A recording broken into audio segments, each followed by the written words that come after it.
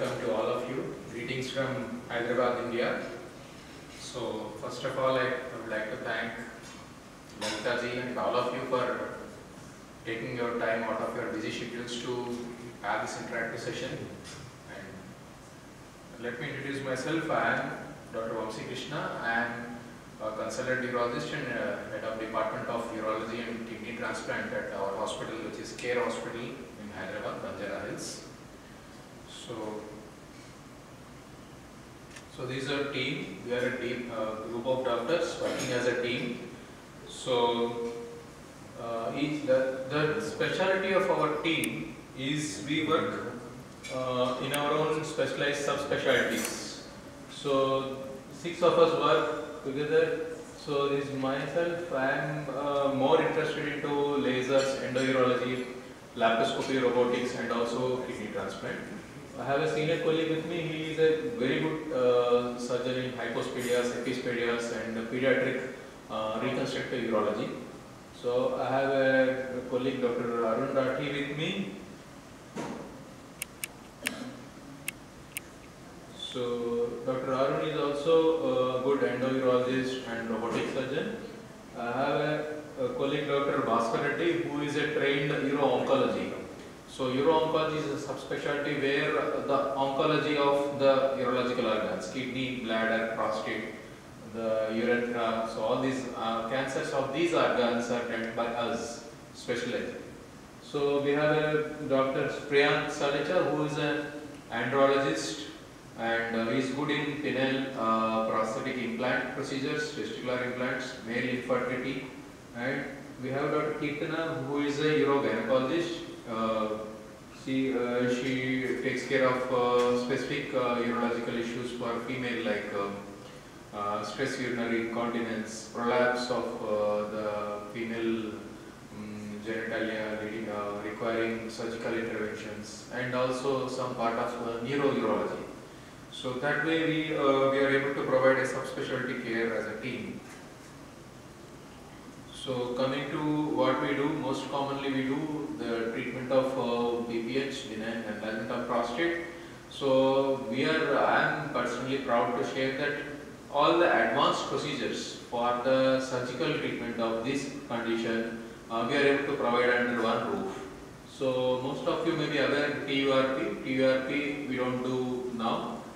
Because there are certain side effects and problems with it, like bleeding or incontinence or something. So we do a more precise procedure called laser enucleation, which we call as ultra-slim plug. And there are new procedures called Rizum, Urolift, IT, and robotic assisted simple prostatectomy, which I will be subsequently elaborating. So this is ultra-slim plug, that is laser enucleation of prostate using an ultra-slim scope. Normally what we use is a 26 French scope, which can lead to significant strain on the urethra and the bleeding from the prostate. So this is a TRP where we put the scope and in bits and pieces we remove the gland. Whereas in laser enucleation in a single piece, like a patient having a 100 cc, 150 gram prostate or even more, this procedure is much safer. There is a laser fiber cutting the prostate tissue and separating with very minimal bleeding. Unlike, can we turn this slide off please? So this is one of our flagship procedure which we are pioneered in our part of the country, and we conduct regular training workshops for other senior urologists and also proctor to other senior urologists in this procedure. So next we do a very advanced procedure called Rizum. So this Rizum is water vapor therapy. It's a daycare procedure. So here we put a scope and then we inject steam water vapor bubble into the prostate and it causes tissue ischemia and necrosis, and then slowly the tissue will shrink. So this is a particularly useful procedure for either a very elderly person who is unfit for even the laser procedure, or a person who is younger and wants to retain his ejaculatory function. So which is usually lost after laser enucleation or TURP. So this is a daycare procedure. So this is a very good procedure for moderately larger prostates, like up to 60 grams or 70 grams. So whereas we have one more procedure similarly, this is much simpler than that. If a prostate is like this, we insert implants inside so that it opens away. This is particularly useful for smaller prostate glands, around 40 cc or less than 45 cc. This is much simpler, no heating, nothing, just implant the prostate and then in that way, so we can send the patient on the same day. It's a daycare procedure, and this can be done on patients, these two procedures, Resom and Urolift, can be done on patients who are on antiplatelet blood thinners.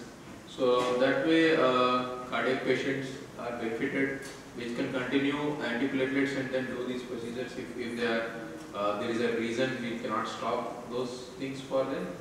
So this is one advanced procedure. Next is a similar procedure called iTint. We insert an implant into the prostate and leave it for a week and then we remove. It's also a daycare procedure.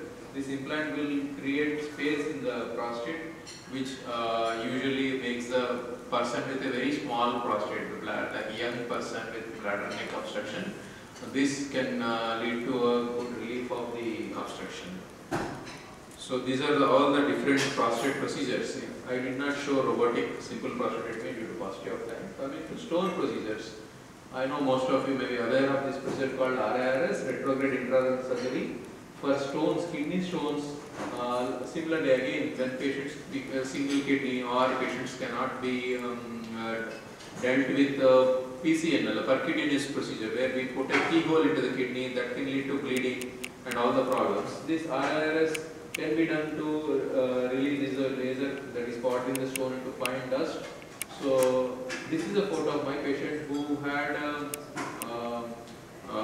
he was an anticoagulant and antiplatelet due to cardiac conditions, and then we had to do RIRS in 2 sittings as it was a single kidney. So next, another stone procedure, we do a procedure called endoscopic combined intrarenal surgery, where one surgeon goes from below and then another surgeon goes from a keyhole, that is a PCNL. So this procedure gives access to all parts of the kidney with 2 different camera systems covering. So stones like a Staghorn stone can be effectively dealt by this procedure.